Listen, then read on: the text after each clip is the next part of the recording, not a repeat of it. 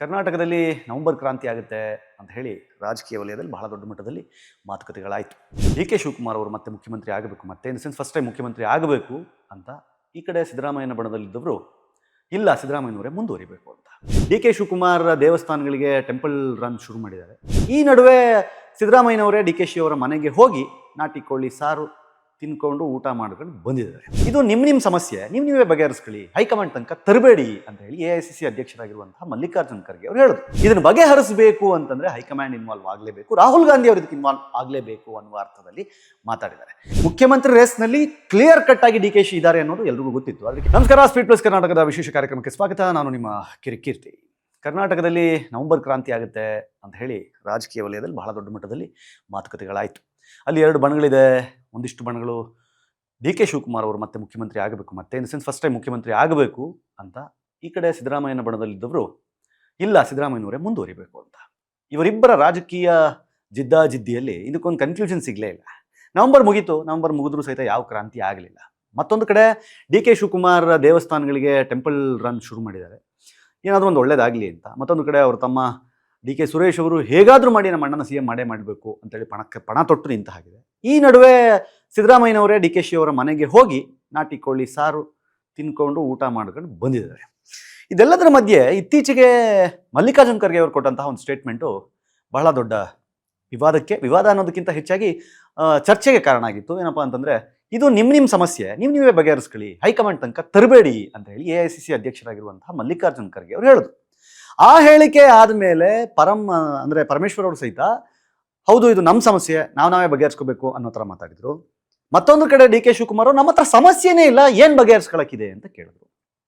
ಈ ಮಧ್ಯದಲ್ಲಿ ಸಿದ್ದರಾಮಯ್ಯನವರ ಒಂದು ನಿನ್ನೆ ಮಾಧ್ಯಮಗಳ ಜೊತೆ ಮಾತಾಡ್ತಾ ಇರಬೇಕಾದ್ರೆ ಮಲ್ಲಿಕಾರ್ಜುನ್ ಖರ್ಗೆ ಅವರು ಹೀಗೆ ಹೇಳಿದ್ರಲ್ಲ, ಇದಕ್ಕೇನಂತೀರಿ ಅಂತ ಕೇಳಿದಾಗ, ಇಲ್ಲ ನಾವು ಸಮಸ್ಯೆ ನಮ್ಮದೇ ಇರ್ಬೋದು, ನಾವೇ ಇಲ್ಲಿ ಇದ್ರ ಬಗ್ಗೆ ಚರ್ಚೆ ಮಾಡ್ತಾ ಇರ್ಬೋದು, ನಮ್ಮ ನಾಯಕರುಗಳ ಬಗ್ಗೆ ಮಾತಾಡ್ತಾ ಇರ್ಬೋದು, ಆದರೆ ಇದನ್ನು ಬಗೆಹರಿಸಬೇಕು ಅಂತಂದ್ರೆ ಹೈಕಮಾಂಡ್ ಇನ್ವಾಲ್ವ್ ಆಗಲೇಬೇಕು, ರಾಹುಲ್ ಗಾಂಧಿ ಅವರು ಇದಕ್ಕೆ ಇನ್ವಾಲ್ವ್ ಆಗಲೇಬೇಕು ಅನ್ನುವ ಅರ್ಥದಲ್ಲಿ ಮಾತಾಡಿದ್ದಾರೆ.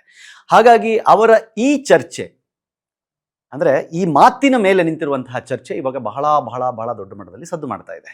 ಒಂದು ಕಡೆ AICC ಅಧ್ಯಕ್ಷರಾಗಿರುವಂತಹ ಮಲ್ಲಿಕಾರ್ಜುನ್ ಖರ್ಗೆ ಅವರು ಹೇಳ್ತಾರೆ, ನಮಗೆ ಸಂಬಂಧಪಟ್ಟಿದ್ದಲ್ರಿ ಇದು, ನಿಮ್ಮದು ನೀವು ಲೋಕಲಿ ಮಾಡ್ಕೊಂಡಿರೋ ಸಮಸ್ಯೆ ನೀವು ಬಗೆಹರಿಸ್ಕೊಳ್ಳಿ ಅನ್ನೋ ಥರದಲ್ಲಿ ಮಾತಾಡಿದಾಗ, ಅಟ್ ದ ಸೇಮ್ ಟೈಮ್ ಅದೇ ಸಮಯದಲ್ಲಿ ಸಿದ್ದರಾಮಯ್ಯನವರು ನೇರವಾಗಿ ಮಾಧ್ಯಮದ ಎದುರುಗಡೆ ಹೇಳ್ತಾರೆ, AICC ಅಧ್ಯಕ್ಷರಾಗಿರುವಂತಹ ಖರ್ಗೆ ಅವರೇನೋ ಹಾಗೆ ಹೇಳ್ಬೋದು, ಬಟ್ ನಾವು ಕ್ಲಿಯರ್ಲಿ ಇದನ್ನು ಹೈಕಮಾಂಡ್ ಮಡಿಲಲ್ಲೇ ಇಡ್ತೀವಿ, ಹೈಕಮಾಂಡೇ ಇದ್ರ ತೀರ್ಮಾನ ತಗೋಬೇಕು.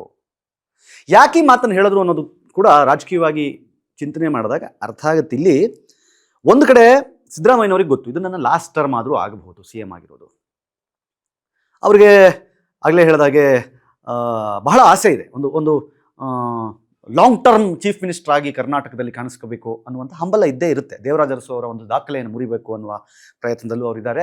ಅದರ ಮಧ್ಯದಲ್ಲೇ 2.5 ವರ್ಷ ಅನ್ನುವಂತಹ ಟರ್ಮ್ ಬಂದಿರೋದ್ರಿಂದ ಇಲ್ಲಿ ಒಪ್ಪಂದ ಏನಾದರೂ ಮುಂಚೆನೇ ಆಗಿತ್ತಾ? ಯಾಕೆಂದರೆ DK ಶಿವಕುಮಾರ್ ಅವರು ಈ ಸಲ ಕಾಂಗ್ರೆಸ್ ಗೌರ್ಮೆಂಟ್ ಕರ್ನಾಟಕದಲ್ಲಿ ಬರಬೇಕು ಅಂತಂದರೆ ಅವರ ಪ್ಲ್ಯಾನ್ಸು, ಅವರ ಐಡಿಯಾಸು, ಅವರ ಏನು ಮ್ಯಾನೇಜ್ಮೆಂಟ್ ಇದೆಯಲ್ಲ, ಅದು ಬಹಳ ದೊಡ್ಡ ಮಟ್ಟದಲ್ಲಿ ವರ್ಕ್ ಆಗಿತ್ತು. ಯಾಕಂದರೆ ಆಸ್ ಅ ಬರೀ ಪಕ್ಷದ ನಾಯಕನಾಗಿ ಮಾತ್ರ ಅಲ್ಲ, KPCC ಅಧ್ಯಕ್ಷರಾಗಿ ಮಾತ್ರ ಅಲ್ಲ, DK ಶಿವಕುಮಾರ್ ಲಿಟ್ರಲಿ ಒಬ್ಬ PR ಥರ ಕೆಲಸ ಮಾಡಿದ್ರು ಕಾಂಗ್ರೆಸ್ಗೆ.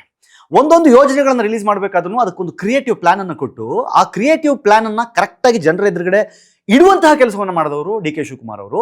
ಅಷ್ಟು ಸೀಟ್ಸ್ಗಳು ಬಂದಾಗ ಜನ ತುಂಬ ಸ್ಪಷ್ಟವಾಗಿ ಹೇಳಿದ್ರು, ಇದರಲ್ಲಿ DK ಶಿ ಅವರ ಪಾತ್ರ ತುಂಬ ದೊಡ್ಡದಿದೆ, ಅವರ ಪಾತ್ರ ಇಲ್ಲದೆ ಇಷ್ಟೊಂದು 130ಕ್ಕೂ ಹೆಚ್ಚು ಸೀಟ್ಗಳನ್ನ ಕಾಂಗ್ರೆಸ್ ಕರ್ನಾಟಕದಲ್ಲಿ ಗೆಲ್ಲೋದು ಕಷ್ಟ ಇತ್ತು ಅನ್ನೋದನ್ನ ತುಂಬ ಸ್ಪಷ್ಟವಾಗಿ ಎಲ್ಲರೂ ಒಪ್ಕೊಂಡಿದ್ರು ಕೂಡ. ಹಾಗಾಗಿ ಏನಿತ್ತು ತಲೆಯಲ್ಲಿ ಅಂತಂದ್ರೆ, ಫಸ್ಟ್ ಟರ್ಮ್ನಲ್ಲಿ DK ಶಿವಕುಮಾರ್ ಅವರು ಆಗ್ತಾರಾ, ಸೆಕೆಂಡ್ ಟರ್ಮ್ನಲ್ಲಿ DK ಶಿವಕುಮಾರ್ ಆಗ್ತಾರಾ ಅನ್ನುವ ಚರ್ಚೆ ಇತ್ತಷ್ಟೇ ಬಿಟ್ಟರೆ DK ಶಿವಕುಮಾರ್ ಅವರು ಮುಖ್ಯಮಂತ್ರಿ ಆಗದೇ ಇಲ್ವಾ ಅನ್ನೋ ಚರ್ಚೆ ಬರಲೇ ಇಲ್ಲ. ಮುಖ್ಯಮಂತ್ರಿ ರೇಸ್ನಲ್ಲಿ ಕ್ಲಿಯರ್ ಕಟ್ ಆಗಿ DK ಶಿ ಇದ್ದಾರೆ ಅನ್ನೋದು ಎಲ್ರಿಗೂ ಗೊತ್ತಿತ್ತು. ಆದರೆ KPCC ಯೂಶಲಿ ಏನಾಗುತ್ತೆ ಗೊತ್ತಾ, KPCC ಅಧ್ಯಕ್ಷರಾಗಿ ಯಾರಿದ್ದು ಅವರು ಎಲೆಕ್ಷನ್ ಅನ್ನು ಮುನ್ನಡೆಸಿ ಅಲ್ಲಿ ಎಲ್ಲಾದರೂ ಆ ಸ್ಟೇಟ್ನಲ್ಲಿ ಆ ಪಕ್ಷ ಗೆದ್ರೆ ಅವರಿಗೆ ಚೀಫ್ ಮಿನಿಸ್ಟರ್ ಸ್ಥಾನವನ್ನು ಕೊಡುವ ವಾಡಿಕೆ ಇದೆ, ಸಾಕಷ್ಟು ಕಡೆ ಅದಾಗಿದೆ. ಆ ವಾಡಿಕೆಯಂತೆಯೇ ಈ ಸಲ ಏನಾಗಬೇಕಾಗಿತ್ತು, KPCC ಅಧ್ಯಕ್ಷರಾಗಿ ಕಾರ್ಯನಿರ್ವಹಿಸ್ತಾ ಇದ್ದಂತಹ DK ಶಿವಕುಮಾರ್ ಅವರಿಗೆ ಮುಖ್ಯಮಂತ್ರಿ ಸ್ಥಾನ ಬರಬೇಕಾಗಿತ್ತು. ಆದರೆ ಸೀನಿಯಾರಿಟಿ, ಮೆಜಾರಿಟಿ, ನಾಯಕರ ಬಲ, MLAಗಳ ಬಲ, ಇದೆಲ್ಲದನ್ನು ಗಮನದಲ್ಲಿ ಇಟ್ಕೊಂಡು ನೋಡಿದಾಗ ಸಿದ್ದರಾಮಯ್ಯನವರು ಮುಖ್ಯಮಂತ್ರಿಗಳಾಗಿ ಕಾಣಿಸ್ಕೊಂಡ್ರು. ಮುಖ್ಯಮಂತ್ರಿಗಳಾಗಿ ಸಿದ್ದರಾಮಯ್ಯನವರು ಕಾಣಿಸಿಕೊಂಡ ಮೇಲೆ ಎಲ್ಲರೂ ಅನ್ಕೊಂಡಿದ್ದೇನು, 2.5 ವರ್ಷ ಸಿದ್ದರಾಮಯ್ಯನವರು ಇರ್ತಾರೆ, ತದನಂತರ ಬಿಟ್ಟುಕೊಡಬಹುದೇನೋ ಅನ್ನುವ ಮಾತುಗಳು ಕೇಳಿಬಂತು. ಯಾವಾಗ ಇದು 2 ವರ್ಷ ಕಂಪ್ಲೀಟ್ ಆಗ್ತಾ ಇದ್ದಂಗೆ ಇದ್ರ ಬಗ್ಗೆ ಚರ್ಚೆಗಳು ಸ್ಟಾರ್ಟ್ ಆಗುತ್ತೆ.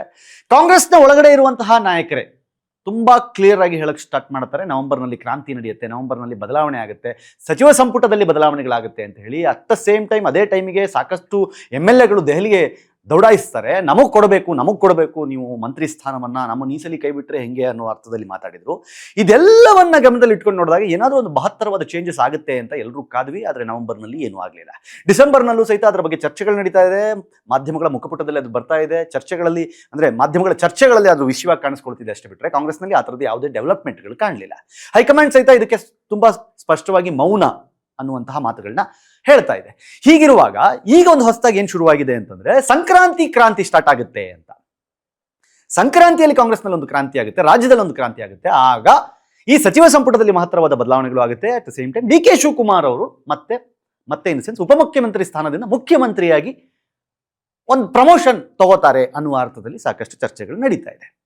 ಸೊ ಇವಾಗ ಇವರೇ ಇದನ್ನು ಬಗೆಹರಿಸ್ಕೋತಾರ, ಹೈಕಮಾಂಡ್ ತನಕ ತಗೊಂಡು ಹೋಗ್ತಾರ, ರಾಹುಲ್ ಗಾಂಧಿ ಇಂಟರ್ಫಿಯರ್ ಆಗ್ತಾರ, ಸೋನಿಯಾ ಗಾಂಧಿ ಇದ್ರ ಬಗ್ಗೆ ಮಾತಾಡ್ತಾರ, AICC ಅಧ್ಯಕ್ಷರಾಗಿರುವಂತಹ ಮಲ್ಲಿಕಾರ್ಜುನ್ ಖರ್ಗೆ ಹಿಂದೆ ಕೊಟ್ಟಿರುವ ಸ್ಟೇಟ್ಮೆಂಟ್ಗೆ ವ್ಯತಿರಿಕ್ತವಾಗಿ ಏನಾದರೂ ಬಿಹೇವ್ ಮಾಡಿ, ಇಲ್ಲ ಬನ್ರಿ ಆಯ್ತು ಇಲ್ಲೇ ನಾನೇ ಬಗೆಹರಿಸ್ತೀನಿ ಅಂತ ಹೇಳ್ತಾರ, ಅಥವಾ ಈ ಹಿಂದೆ ಒಪ್ಪಂದ ಆಗಿತ್ತು ಅಂತ DK ಏನು ಹೇಳ್ತಿದ್ದಾರೆ, ಆ ಒಪ್ಪಂದದ ಪ್ರಕಾರ ಏನಾಗಿತ್ತು, ಬಾಯಿ ಮಾತಿಗೆ ಮಾತ್ರ ಒಪ್ಪಂದ ಆಗಿತ್ತಾ, ಅದು ಲಿಖಿತ ರೂಪದಲ್ಲಿ ಒಪ್ಪಂದ ಆಗಿತ್ತಾ, ಇವರಿಬ್ಬರ ನಡುವೆ ಆಗಿದ್ದಂತಹ ಒಪ್ಪಂದದ ಪ್ರಕಾರ ಸಿದ್ದರಾಮಯ್ಯನವರೇ 5 ವರ್ಷ ಇರಬೇಕು ಅಂತ ಇತ್ತಾ, ಅಥವಾ 2.5 ವರ್ಷಕ್ಕೆ ಬದಲಾಗಬೇಕು ಅನ್ನೋದಿತ್ತ? ಇವೆಲ್ಲ ಪ್ರಶ್ನೆಗಳಿಗೆ ಉತ್ತರ ಸಿಗಬೇಕಾಗಿರೋದು ಹೈಕಮಾಂಡ್ನಿಂದ ಅನ್ನೋದನ್ನ ಸಿದ್ದರಾಮಯ್ಯನವರು ನಿನ್ನೆ ಸ್ಪಷ್ಟಪಡಿಸಿದ್ದಾರೆ. ಹೈಕಮಾಂಡ್ ಹೇಗೆ ರಿಯಾಕ್ಟ್ ಮಾಡುತ್ತೆ, ಹೇಗೆ ಇನ್ವಾಲ್ವ್ ಆಗುತ್ತೆ, ಹೇಗೆ ಬಗೆಹರಿಸುತ್ತೆ, DK ಅವರಿಗೆ ಮುಖ್ಯಮಂತ್ರಿ ಆಗುವ ಭಾಗ್ಯ ಇದೆಯಾ ಇಲ್ವಾ ಅನ್ನೋದು ಮುಂದಷ್ಟೇ ಗೊತ್ತಾಗಬೇಕು. ನಿಮಗೇನಿಸುತ್ತೆ, DK ಅವರಿಗೆ ಮುಖ್ಯಮಂತ್ರಿಯಾಗಿ ಈ ರಾಜ್ಯವನ್ನು ಆಳಲು ಒಂದು ಚಾನ್ಸ್ ಸಿಗಬೇಕಾ? ಕಮೆಂಟ್ ಮಾಡಿ ಹೇಳಿ. ನೋಡ್ತಾ ಇರಿ ಸ್ಪೀಕ್ ಪ್ಲಸ್ ಕರ್ನಾಟಕ. ಇದು ನಿಮ್ಮಿಂದ ನಿಮಗಾಗಿ, ನಿಮಗೋಸ್ಕರ. ಮತ್ತೆ ಸಿಗ್ತೀನಿ. ನಮಸ್ಕಾರ.